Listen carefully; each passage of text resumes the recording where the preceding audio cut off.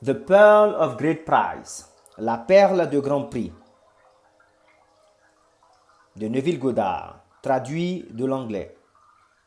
La perle de grand prix. Ceci est tiré du chapitre 13 de l'évangile de Matthieu, versets 45 et 46.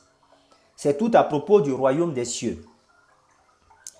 Mais avant, disons que le royaume des cieux est simplement cet état dans lequel l'homme s'élève, où toute chose est complètement soumise à son pouvoir d'imagination. Il est destiné à être un héritier, un avec son Père, qui est Dieu, où toute chose est mise sous son pouvoir. Voici une citation de ce chapitre 13 de l'évangile de Matthieu. Le royaume des cieux est encore semblable à un marchand qui cherche de belles perles. Il a trouvé une perle de grand prix et il est allé vendre tout ce qu'il avait et l'a achetée. C'est mon espoir que je puisse vous amener à cette perle ce soir. Vous ne l'évaluerez peut-être pas au point d'aller vendre tout ce que vous avez pour l'avoir, mais je vais vous parler de cette perle. Très peu sont volontaires pour vendre tout et acheter cette perle. Mais je vais maintenant citer un autre passage de l'Évangile.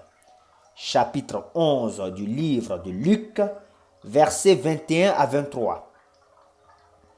Lorsqu'un homme fort et bien armé garde sa maison, ce qu'il possède est en paix.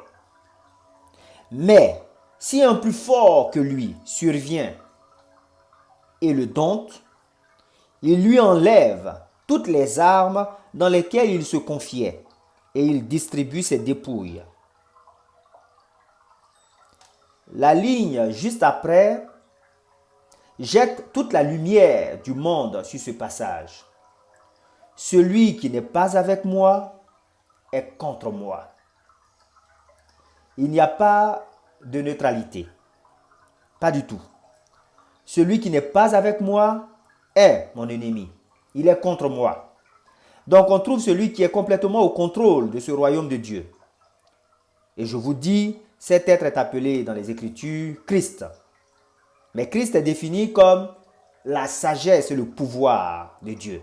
Dans le premier chapitre de la première lettre de Paul aux Corinthiens, au verset 24, Christ est défini comme le pouvoir et la sagesse de Dieu. Il ne faut pas chercher un homme. L'homme est juste l'instrument par lequel ce pouvoir et cette sagesse sont exercés.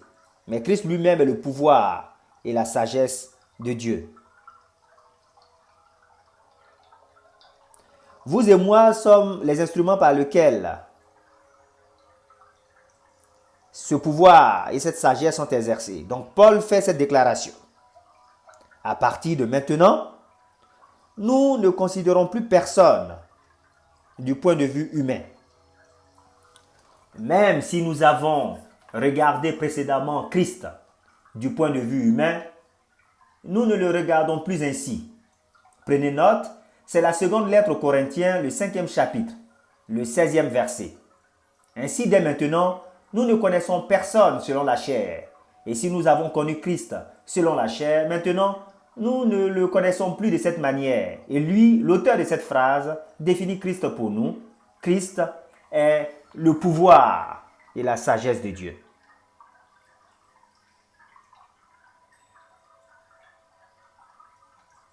Maintenant, on nous dit, par lui, toutes choses ont été faites et rien de ce qui a été fait n'a été fait sans elle. Mais rien. Et donc, nous vous invitons maintenant à tester Christ en vous. Encore des lettres de Paul du chapitre 13, verset 5. En fait, lisez-le jusqu'au verset 7. Je cite maintenant jusqu'au verset 5. Examinez-vous vous-même pour savoir si vous êtes dans la foi. Testez-vous vous-même. Ne reconnaissez-vous pas que Jésus-Christ est en vous? À moins peut-être que vous ayez échoué au test. J'espère que vous découvrirez que nous n'avons pas échoué. Et ensuite, il nous donne un avertissement. Il parle seulement de pouvoir. de pouvoir et de sagesse, personnifié en quelqu'un appelé Christ Jésus. Et maintenant, il nous avertit. J'espère et je prie à Dieu que vous ne l'utilisez pas selon la mauvaise voie, même si vous pensez que je ne l'ai pas utilisé dans toute l'extension de mes connaissances. Je préfère que vous appreniez et sentiez que j'ai échoué ou fait une erreur, plutôt que vous l'utilisiez pour le mal, impliquant ouvertement qu'on peut mal utiliser le pouvoir. Tout le monde utilise ce pouvoir, mais ne le sait pas. Tout le monde dans ce monde utilise ce pouvoir, mais ils ne le savent pas. Il essaie de nous conduire à la connaissance de ce pouvoir et à son utilisation correcte. Il est appelé la perle de grand prix. Si grande est cette perle, sa valeur est telle qu'elle demande tout ce que vous possédez pour l'acheter.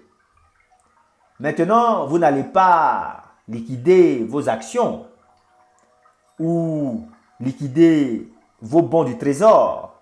Vous ne vendez pas votre maison. Vous ne vendez rien que vous possédiez dans le monde de César. Mais elle vous coûte tout ce en quoi vous croyez, autre que cette perle pour l'acheter. Vous croyez en l'astrologie? Vous devez la vendre. Vous croyez en la numérologie? Vous devez la vendre. Aux feuilles de thé, en la numérologie et en toutes ces choses, peu importe en quoi vous croyez comme pouvoir qui contrôle votre vie, vous devez le vendre. Ça coûte toutes ces croyances. Vous devez les vendre. Personne ne va vous les acheter, mais vous devez les abandonner comme sans valeur. Aucun prix y est attaché. Vous ne pouvez pas vous accrocher à quelque chose comme pouvoir contrôlant votre vie et espérer acheter la perle de grand prix. Toutes les choses en quoi vous croyez maintenant, même les médicaments que vous prenez, même les régimes que vous faites. Si vous êtes végétarien et que vous dites c'est la voie à Dieu, si vous mangez la viande, et que vous dites que c'est la voie à Dieu, si vous êtes non-fumeur et non-buveur et que vous dites c'est la voie vers Dieu, si vous êtes buveur et fumeur et que vous dites c'est la voie à Dieu, il n'y a aucune voie à Dieu que Christ. Je suis le chemin. Il n'y a pas d'autre chemin. Chemin à quoi? À toute chose dans ce monde et spécialement à Dieu. Nul ne vient au Père que par moi. Et il le définit. Il est le seul chemin dans le monde, à toute chose dans ce monde que nous cherchons.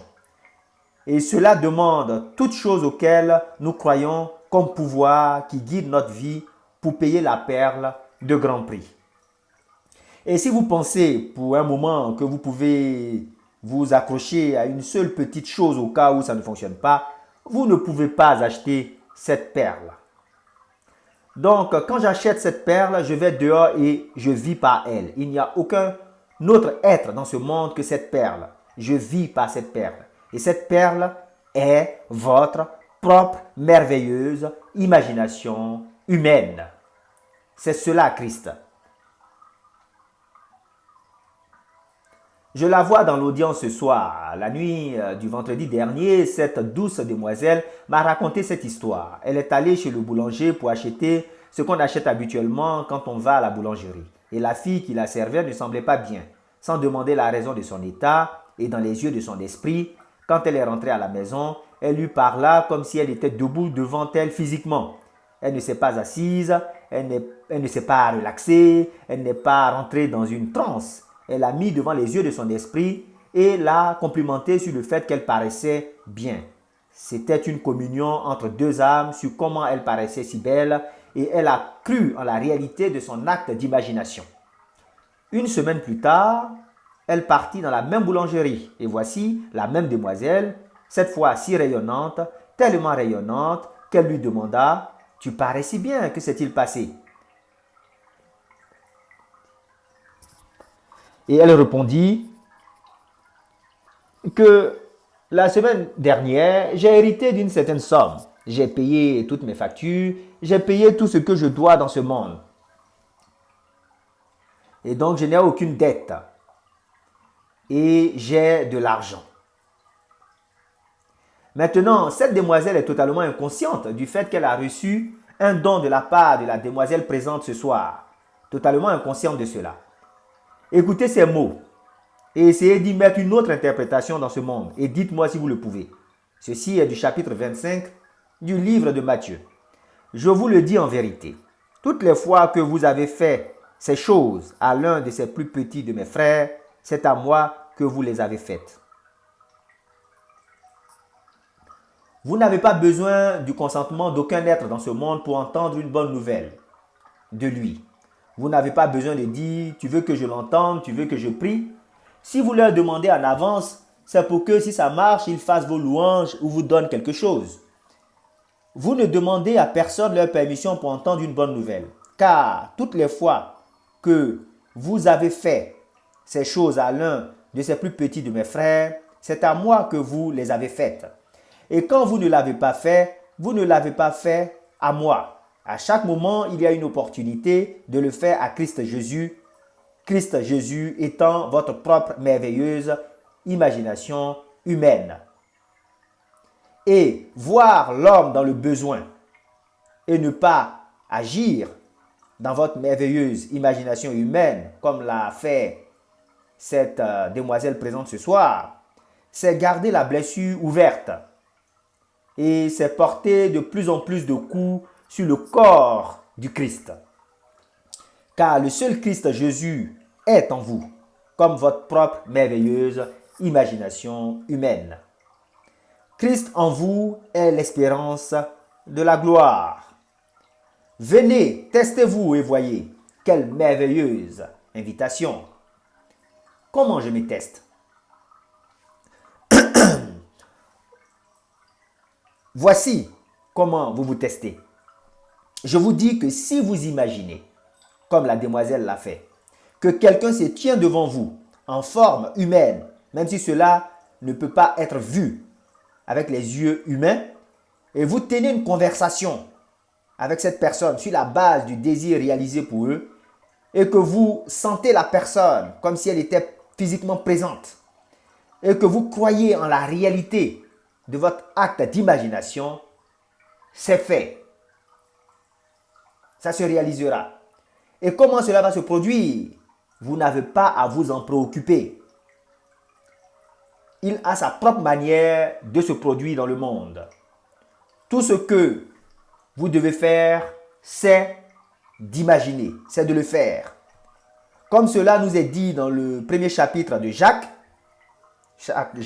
chapitre 1, verset 21, quand il dit « Recevez avec douceur la parole qui a été implantée en vous. Le Verbe est appelé Christ Jésus, le pouvoir et la sagesse de Dieu. Mettez en pratique la parole et ne vous bornez pas à l'écouter en vous trompant vous-même. » Quand il nous dit de mettre la parole en pratique, le monde pense qu'il faut aller dehors et faire un effort physique. Non! Jacques n'est pas en train de nous dire de substituer des œuvres à la foi. Les œuvres sont la preuve que la foi que je professe est vivante ou morte. Si elle est vivante, j'agirai en conséquence. Si elle n'est pas vivante, je n'agirai pas en conséquence. Je n'ai pas encore acheté la perle de grand prix. Quand j'achète la perle de grand prix, il n'y a pas d'autre perle comme elle. Je vends tout dans ce monde pour l'acheter. Je vends toute croyance autre que ma propre merveilleuse imagination humaine. Et tout le monde, car tout le monde a de l'imagination, tout le monde peut imaginer et tout le monde peut croire en la réalité de son acte d'imagination. Donc, tout le monde est libre. Il rend libre tout le monde. Et nous dit, si vous croyez en mes paroles et résidez dans mes paroles, alors vous connaissez la vérité. Et la vérité vous rendra libre. Comment définit-il la vérité? Il dit, je suis la vérité. Si vous connaissez ma parole, vous connaissez la vérité et je suis la vérité. Si vous demeurez en cela, alors vous serez libre. Si je veux être l'homme que je veux être, il me suffit d'imaginer que je suis déjà l'homme que je veux être. Que vos amis sont déjà les hommes et les femmes qu'ils ou elles veulent être. ou qu'un étranger est déjà ce qu'il veut être. Testez-vous et voyez. Quand vous vous testez et que ça marche, pouvez-vous retourner à un autre pouvoir que Christ Jésus? Je vous dis, Christ Jésus est votre propre merveilleuse imagination humaine. Jésus en vous doit ressusciter. Commencez à l'exercer. Croyez en lui. Croyez au Seigneur Christ Jésus et soyez sauvés. Croyez en votre propre acte imaginaire. Et je commence à croire en lui. Je mets toute ma confiance en lui. Peu importe où je commence dans la vie, je commence par croire en lui, seulement en Christ Jésus, lui donnant ma vie entière. Et j'ai découvert que c'est ma propre merveilleuse imagination humaine. Et quand je crois en lui, dans cette mesure, les choses se produisent. Elle m'a dit, la même demoiselle qui est là ce soir, qu'elle a eu un rêve où il y a de la boue et où elle a remarqué une parfaite petite perle qu'elle a prise dans sa main et s'est réveillée. Cette perle n'est pas grosse. Cette perle, elle l'a trouvée dans la série d'expériences qu'elle a conduite. Car un garçon est venu de l'Est pour l'Ouest, avec pour instruction que s'il ne trouvait pas immédiatement du boulot, il devait retourner à l'Est. Et donc un vendredi soir, elle l'a simplement vu, non pas physiquement, mais dans les yeux de son esprit, et l'a félicité pour avoir obtenu le travail. Juste comme si c'était un vrai contact physique. Et le lundi, le garçon a obtenu le boulot et n'a pas eu à retourner à l'Est. Et voici une jeune demoiselle, je l'appelle jeune demoiselle, elle doit être dans sa vingtaine, tout étant relatif, elle a 3 enfants, née en Italie d'une foi catholique, ramenée à l'une de nos réunions par sa belle-mère, et elle a adopté ce concept de Christ Jésus. Sa famille était désespérée car pour eux, on ne rentre pas dans le royaume de Dieu si on n'a pas leur concept de Jésus. Je lui dis à elle qu'elle est bien dans le royaume. Elle est en train d'exercer le seul Christ au monde. Il nous appelle à le tester à chaque instant. Mais vous ne pouvez l'acheter sans payer le prix et le prix, il exige tout ce que vous avez pour l'acheter. Écoutez les paroles. Le royaume de Dieu est comme un marchand à la recherche de belles perles. Trouvant une perle de grand prix, il va vendre tout ce qu'il possède pour acheter cette perle. Tout. Non pas une partie, mais tout. La personne moyenne dirait, eh bien, après tout, je sais que c'est bien beau, mais 100K me maintient dans un état de sommeil alors que le café normal m'empêche de dormir. Et je sais qu'un martini supplémentaire me fait ceci et cela. Et je n'en prendrai pas. Ou peut-être que je devrais prendre de la vodka parce que c'est bon pour mon haleine et pas le martini. Et ainsi de suite. Toute autre croyance dans un pouvoir en dehors de Christ Jésus, vous devez abandonner. Je les abandonne et je m'accroche seulement à lui. Alors, j'achète la perle et je l'exerce. C'est la plus grande valeur au monde et c'est Christ Jésus. Ici, elle a ce soir, je pense qu'elle a la perle de grand prix. J'espère que vous, ce soir, vous allez l'accepter. Vous savez, tous ceux qui ont trouvé Christ Jésus ne le cherchaient pas forcément. Il leur a été apporté par quelqu'un qui l'a trouvé. Dans les évangiles, Philippe l'a trouvé et l'a apporté à son ami Nathanaël. Nathanaël ne le cherchait pas. Nathanaël attendait que les choses se produisent, car il connaissait les Écritures à rebours. Lorsque Nathanaël a entendu que le Messie est apparu, il a dit « Quoi? Quelque chose de bon peut-il sortir de Nazareth ?» Et Jésus lui dit « Voici un véritable Israélite pour qui il n'y a aucun Dieu. » Il connaissait ses Écritures. Pierre non plus ne le cherchait pas. Son frère André l'a trouvé. Et André a appelé son frère Pierre et lui a dit « On a trouvé celui dont Moïse a parlé dans la loi, celui dont les prophètes ont parlé, Jésus de Nazareth. » Ils ne le cherchaient pas, mais ils l'ont trouvé parce que quelqu'un l'a trouvé et ce quelqu'un était tellement content de ce qu'il a trouvé qu'il voulait le partager avec ceux qu'il aime. Car s'il est tout ce que nous disons qu'il est, nous ne pouvons pas le garder pour nous, nous devons le faire connaître. Et ce soir, peut-être un étranger est-il ici qui n'est pas prêt à changer son concept de Christ Jésus. Il ne cherche pas un autre concept de Christ du tout.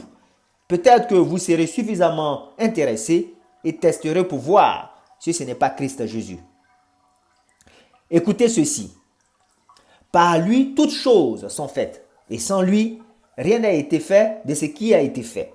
Et ici, une demoiselle a apporté à l'existence quelque chose qu'elle a imaginé, sans concevoir les moyens par lesquels ça devait se produire. Elle l'a simplement imaginé. L'a-t-elle fait? Elle l'a certainement fait, sans le consentement de celle pour qui elle l'a fait.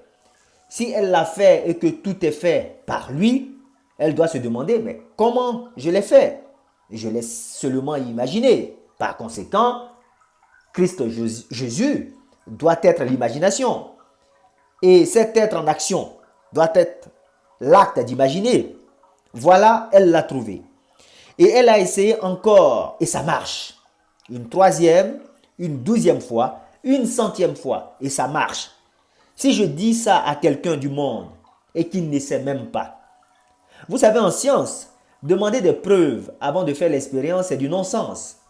C'est seulement à travers l'expérience qui donne des résultats que la vérité peut être reçue par nous. Donc, demander des preuves avant que je fasse l'expérience est idiot. Donc, je dis, s'il y a des preuves sur une chose, peu importe ce que les hommes pensent de cette chose, si ça marche. Je dis donc, voyez un ami qui est, par exemple, sans emploi et mettez-le devant les yeux de votre esprit, comme la demoiselle l'a fait. Et voyez-le maintenant employé et bien payé. Il n'a pas besoin d'être physiquement présent. En fait, il n'est pas physiquement présent. Mais vous le voyez comme s'il était physiquement présent. Et vous tenez une conversation avec lui, comme si c'était vrai. Comme si c'était vrai qu'il est bien payé et qu'il aime ce qu'il fait et qu'il y a des opportunités dans le domaine où il travaille et de la croissance dans ce qu'il fait. Écoutez les mots de Paul sur Christ. Christ est le pouvoir et la sagesse de Dieu. Il n'est pas seulement pouvoir aveugle, mais la sagesse de Dieu. Si c'est la sagesse de Dieu, alors il sait comment gérer ce vaste monde et il sait comment le faire bouger pour faire de celui-ci ou de celle-ci un salarié ou une salariée bien payée. Tout ce que vous devez faire, c'est croire en Christ Jésus et c'est cela la perle de grand prix. Aucun pouvoir au monde ne peut le stopper. Tout ce que nous devons faire, c'est l'accepter. Donc ici, quand il y a un homme fort, bien armé et qu'il garde sa propre maison, ses biens sont en sécurité.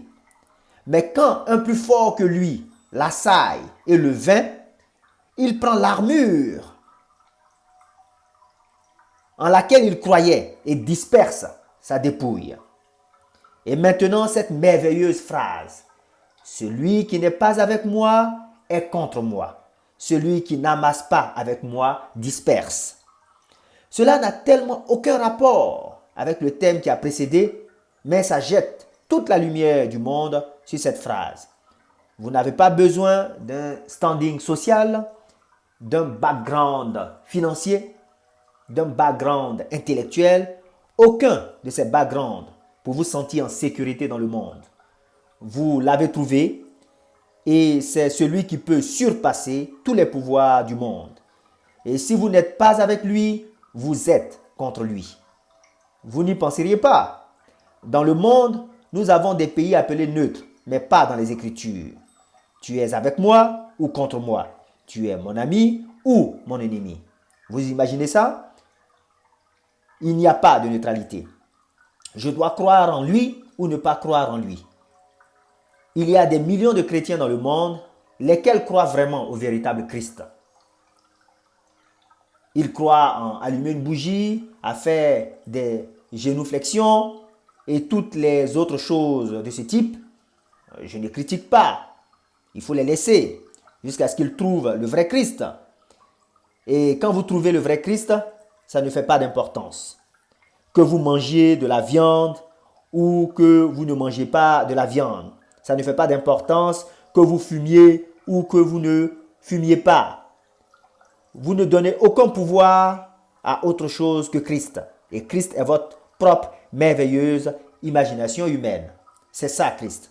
Quand vous allez devant quelqu'un, ne vous préoccupez pas de ce que vous allez dire. Imaginez seulement la fin. Ayant prononcé un jugement sur la fin, vous avez tout prédéterminé. Faites ça, faites cela.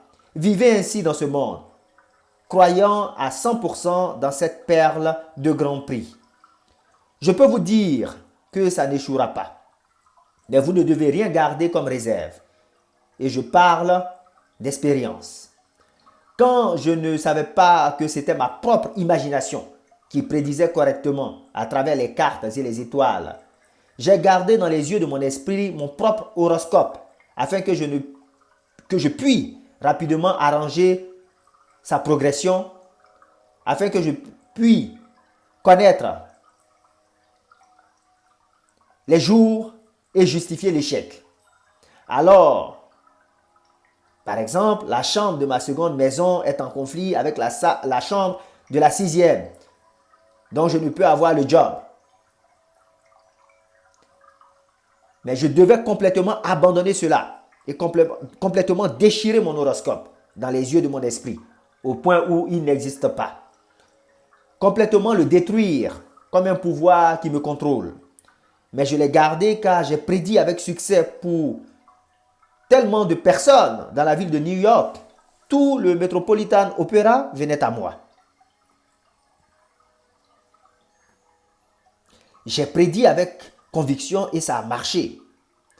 Et il a fallu que j'aie une expérience un jour pour me montrer qu'en fait, c'était mon intense croyance dans ces petits symboles qui les faisaient fonctionner. C'était mon intense croyance dans ces petits symboles qui faisait que les prédictions réussissaient. En effet, je suis allé chez mon ami à qui j'avais appris à lire les cartes, à faire l'horoscope. Son nom était Carpenter.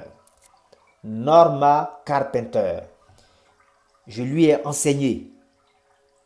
Et s'étant mise à la retraite d'une profession d'enseignante, elle avait une petite retraite de la compagnie de chemin de fer de son mari et une petite retraite de son ancienne école. Et donc maintenant, elle pouvait bien vivre en ajoutant ce qu'elle gagnait en lisant les cartes, en dressant des horoscopes. Je suis arrivé un jour chez elle et Norma était en pleurs. Je lui ai demandé, mais qu'est-ce qui ne va pas, Norma? Elle a dit, un homme est venu la voir, recommandé par un ami. Et cet homme était motivé à la voir quand il était sur une affaire importante. Et au téléphone, avant d'arriver, cet homme m'a donné sa date de naissance, dit-elle. Il m'a donné l'heure et tout. Donc, dit-elle, j'ai dressé son horoscope. Et quand il est arrivé, je lui ai dit que je suis tellement convaincu de sa bonne fortune aujourd'hui que je peux fermer le livre des éphémérides. Et il a dit, Mademoiselle Carpenter, si vous me dites la vérité, je vous donnerai 100 dollars.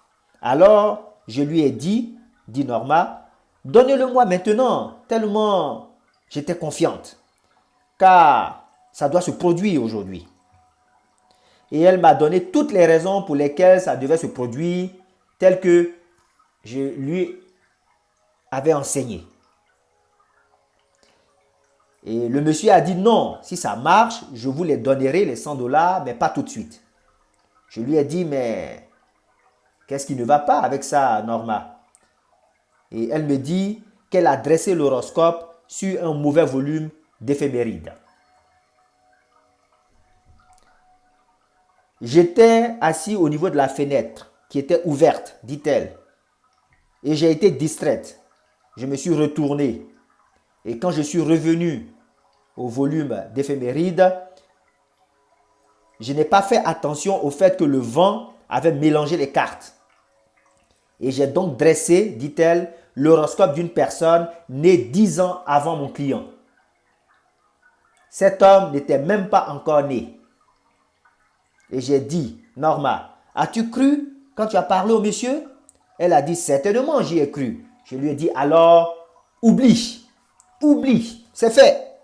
Oublie complètement, c'est fait. J'étais dans sa pièce. Cette nuit, elle vit à l'hôtel.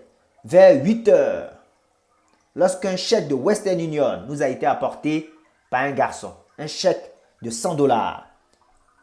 Et pourtant, l'horoscope avait été bâti sur un homme qui n'était même pas né. Notre client était né 10 ans après l'horoscope.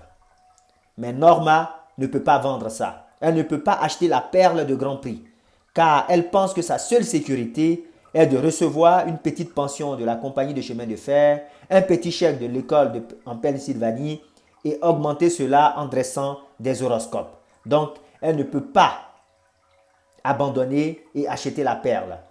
Vous devez tout abandonner dans ce monde pour acheter Christ. Vous devez y croire ou ne pas y croire. Aucune réserve n'est permise. Mais je dois confesser que, l'ayant fait avec tant de succès pendant des années, je transporte dans mon mental mes cartes de sorte que je peux toujours justifier l'échec. Comme dit Blake, l'auto-justification est la voie de l'enfer. Je ne le savais pas. Dans l'enfer, chacun se justifie. Mais l'enfer n'est pas un lieu en dehors de la terre. C'est ici, juste ici. Je ne peux pas le faire parce que regarde mon Vénus, ou regarde mon Mars, mon Mercure, ainsi de suite. Tout ce qu'il avait,